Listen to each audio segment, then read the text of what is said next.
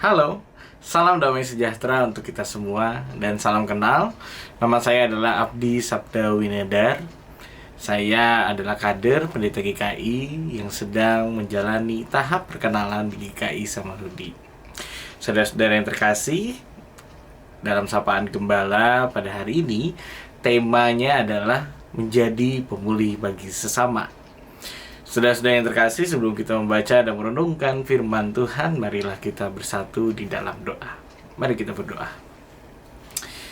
Puji syukur ya Tuhan atas segala rahmat dan juga kebaikan-Mu ya Tuhan, yang boleh melimpah dalam setiap kehidupan kami. Pada saat ini Tuhan, kami akan membaca dan juga merenungkan firman-Mu. Kiranya Roh-Mu yang Kudus boleh senantiasa hadir bersama kami, memampukan setiap kami untuk boleh memahami, serta juga kedepannya kami boleh menjalani firman-Mu dengan penuh semangat, dengan penuh dengan sukacita. Kiranya Tuhan saja yang boleh memimpin dan juga membimbing setiap kami. Hanya di dalam nama Tuhan kami Yesus Kristus kami telah berdoa dan mengucapkan syukur. Amin. Saudara-saudara yang terkasih, kita akan membaca firman Tuhan yang diambil dari Kisah Para Rasul pasal yang ke-9 ayat 10 sampai dengan yang ke-18. Kita akan membaca Alkitab kita dari Kisah Para Rasul pasal yang ke-9 ayat 10 sampai dengan yang ke-18. Saya akan membacakannya. Di Damsyik ada seorang murid Tuhan bernama Ananias. Tuhan berfirman kepadanya dalam suatu penglihatan. "Ananias," jawabnya. "Ini aku Tuhan." Firman Tuhan, "Bangkitlah dan pergilah ke jalan yang bernama Jalan Lurus dan carilah di rumah Yudas, seorang dari Tarsus yang bernama Saulus. Ia sedang berdoa. Dan dalam suatu penglihatan ia melihat bahwa seorang bernama Ananias masuk ke dalam dan menumpangkan tangannya ke atasnya, supaya ia dapat melihat lagi." Jawab Ananias, "Tuhan, dari banyak orang telah kudengar tentang orang itu, betapa banyaknya kejahatan yang dilakukannya terhadap orang-orang kudus-Mu di Yerusalem. Lagi pula di sini dia memperoleh kuasa dari imam-imam kepala untuk menangkap semua orang yang berseru kepada nama-Mu. Namun firman Tuhan kepadanya, pergilah, sebab seorang ini alat pilihan bagiku untuk memberitakan namaku di hadapan bangsa-bangsa lain serta raja-raja dan orang-orang Israel. Aku sendiri akan menunjukkan kepadanya betapa banyak penderitaan yang harus ia tanggung oleh karena namaku." Lalu pergilah Ananias ke situ dan masuk ke rumah itu. Ia menumpangkan tangannya ke atas Saulus, katanya, "Saulus, saudaraku, Tuhan Yesus yang telah menampakkan diri kepadamu di jalan yang engkau lalui, telah menyuruh aku kepadamu, supaya engkau dapat melihat lagi dan penuh dengan Roh Kudus." Seketika itu juga seolah-olah selaput gugur dari matanya, sehingga ia dapat melihat lagi. Ia bangun lalu dibaptis. Berbahagialah setiap kita yang membaca dan memelihara firman Tuhan dalam kehidupannya sehari-hari. Haleluya. Saudara-saudara yang terkasih, tema kita pada saat ini adalah menjadi pemulih bagi sesama. Saudara-saudara yang terkasih, berbicara mengenai konflik, tentunya setiap kita pernah mengalami. Berbicara mengenai dendam, tentu kita juga pernah mengalami. Konflik-konflik yang terjadi dalam setiap kehidupan kita, maupun itu bersama dengan sesama, maupun itu terlibat juga di dalam keluarga, terhadap saudara dan juga terhadap sesama kita lainnya, tentunya semuanya itu adalah suatu dinamika hidup. Suatu konflik pasti akan terjadi dimanapun kita berada, selama kita pasti akan bertemu dengan orang. Bertemu dengan orang dalam arti dinamika yang terjadi akan menimbulkan gesekan-gesekan, terkhususnya juga di dalam lingkungan kita di gereja. Terkadang konflik itu juga dapat menghasilkan dendam yang bisa disimpan hingga waktu berangsur-angsur, berlama-lama, sehingga membuat hubungan relasi antar sesama menjadi keruh. Saudara-saudara yang terkasih, konflik akan sulit sangat-sangat sulit direda jika seseorang tidak mau menurunkan egonya. Konflik akan betul-betul sulit untuk direda jika seseorang tidak mau memulai untuk merendahkan dirinya, untuk merendahkan hatinya, dan memberikan pertolongan bagi dirinya dan juga sesamanya. Konflik akan sulit direda jika seseorang tidak mau menjadi pemulih bagi sesamanya. Hal ini juga turut terjadi dalam bacaan yang sudah kita baca barusan. Kisah ini menceritakan tentang Saulus yang bertobat. Paulus, sebelum menjadi Paulus, Saulus adalah seseorang yang mencari orang Kristen untuk dibunuh. Suatu ketika, singkat cerita, di perjalanan Saulus yang mau pergi untuk mencari murid-murid Tuhan di Damsyik, dalam perjalanannya Saulus bertemu dengan Tuhan Yesus dan ia mengalami kebutaan. Saulus yang pada saat itu meminta pertolongan dari Tuhan dan berdoa, Tuhan memberikan pertolongan lewat perpanjangan tangannya, yaitu muridnya Ananias. Memang kita dapat melihat di dalam kisah ini ada suatu perasaan takut dan juga perasaan yang tidak mau menolong sesamanya dari Ananias.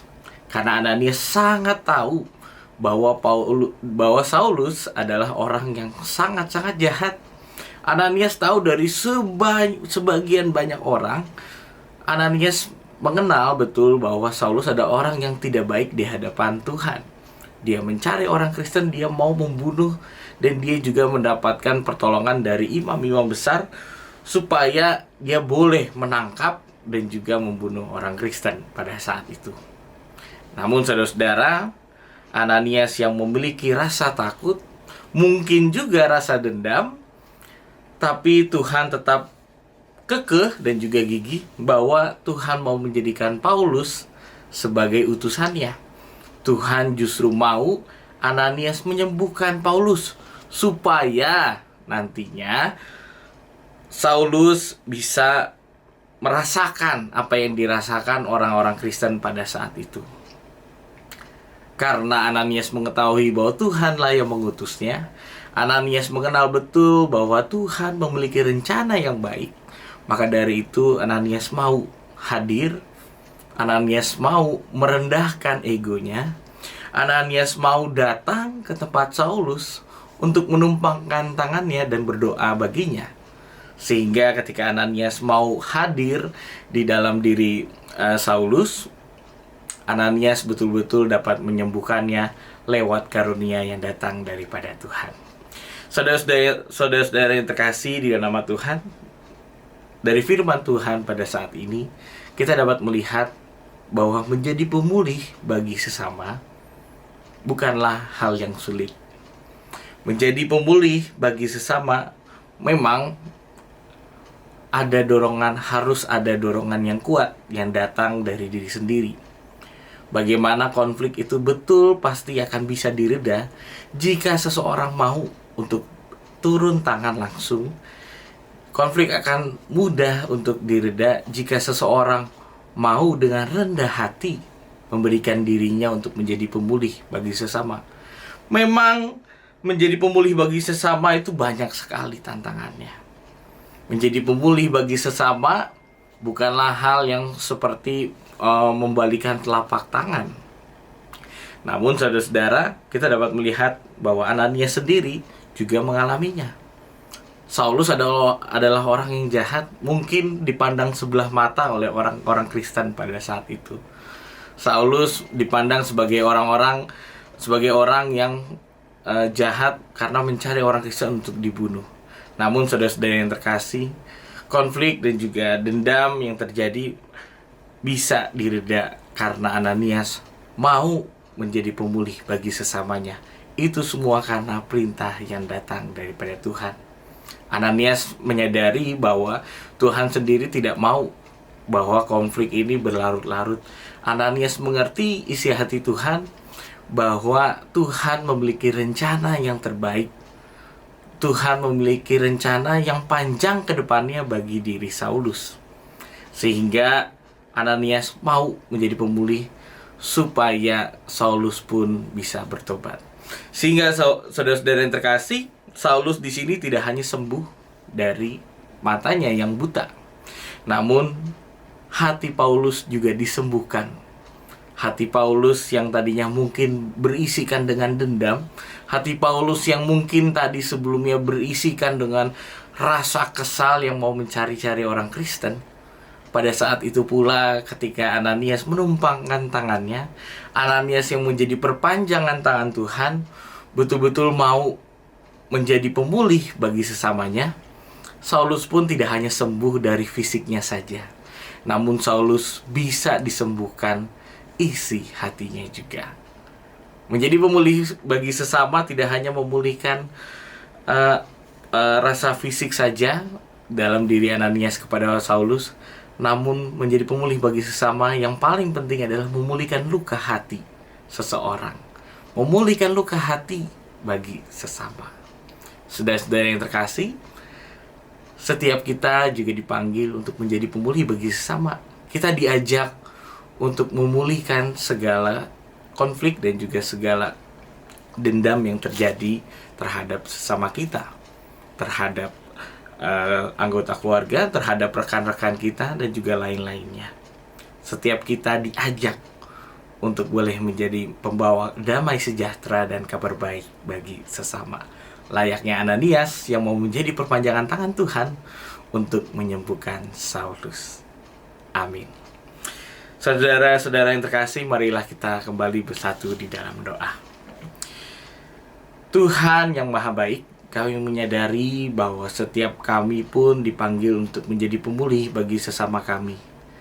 Ya Tuhan, pada saat ini kami telah belajar dan juga kami mengenal dalam diri Ananias yang menjadi perpanjangan tangan-Mu untuk menjadi pemulih bagi sesama. Kami diajak juga untuk boleh merendahkan hati kami, merendahkan ego kami untuk boleh menyelesaikan setiap permasalahan di dalam kehidupan kami dengan sesama kami.